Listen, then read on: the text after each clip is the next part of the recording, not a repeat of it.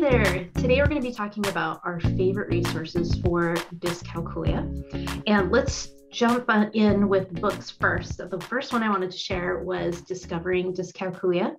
This one's by Laura Jackson, who we have interviewed, so be sure to look for her here on our website. Her interview is excellent. This book covers the journey that she's been on with her daughter, from first figuring out that there's something going on to the diagnosis and getting her the help that she needs.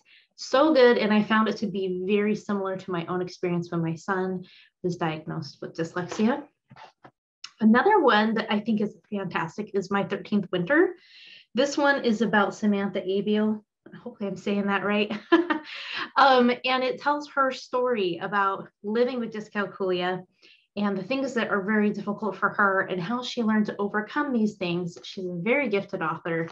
You're going to love this. You can see I've got all kinds of flags in here. It's really, really good.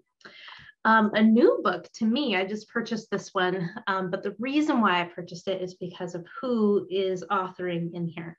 This was edited by Steve Chin, and what he did was reached out to many people working in the intervention and research space of dyscalculia, and he combined it all in here. There's various chapters that show the research and what's best for helping students with number difficulties. This one is not for the faint of heart. It's for the people who really enjoy reading the research. A more user-friendly approach is my favorite book, Mathematics for Dyslexics and Dyscalculics by Steve Chin. And this one, yes, is research-based, but it's got all sorts of ideas in here for remediation. And he's got, I was trying to find a picture. Here we go. It's got pictures to diagram out how you're going to work with various manipulatives to help the student understand all the basics of number sense and place value and all of those good things, all the way up to fractions. Another book that I really like is Solving for Why. Now this one's more educator based, so it's going to be talking classroom experience, whatnot, but this really helps you put on your hat to figuring out why the student's struggling with math. So various assessments that you can do, and then how can you adjust how you're teaching to meet the student where they're at. This book's excellent. Again, it has lots of examples and drawings to help you see how the students are struggling and make sure that you're adjusting correctly for the student. Excellent, excellent book. Another one I've really enjoyed is the Neuropsychology of Mathematics. Now this one was written by Stephen Pfeiffer, who is the creator of the Pfeiffer Assessment of Mathematics, which is my favorite. I feel like it does a really good job of explaining where exactly the student is struggling, and it makes targeting intervention a whole lot easier. But this book is talking about the brain and the wiring, and each chapter has suggestions for supporting those various parts of the brain. And again, it's research-based. It's got research citations in here. Yes, it's on the heavier side, but it's really good.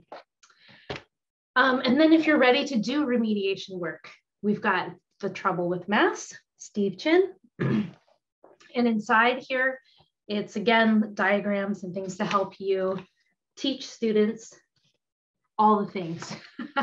And these books are akin to Ronit Bird's work, so also check those out. I don't have physical copies of those books. I bought ebooks of those, but Ronit Bird has some fantastic books for games and things that you can do with students with dyscalculia. Another one I really like is by Jane Emerson, The Dyscalculia Solution.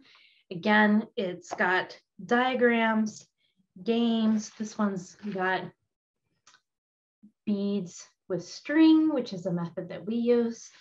And so there's all sorts of really great stuff in here. These are number bonds.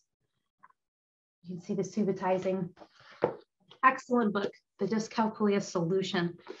And then you also can use her book, The Dyscalculia Assessment. Now this is informal assessment.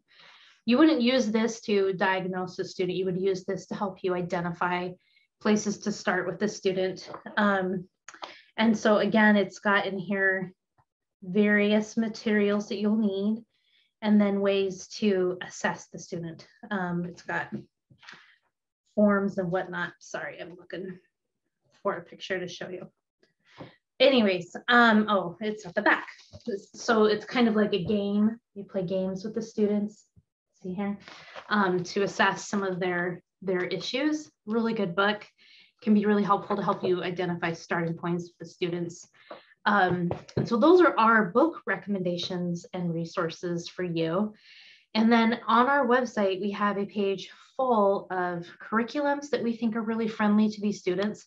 There is no perfect curriculum for students with dyscalculia.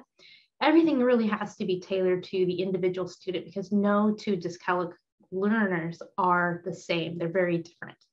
And so this page that we put together shows you the curriculums that we like to use and pull from, and you can adjust and modify for the student for sure. And then also coming soon, we're going to be having a page of games that you can play with the students to sharpen that number sense and really help them start seeing number and quantity and magnitude. So thank you so much for joining me. If you have any questions, let us know, but all the links to these books and resources are down below.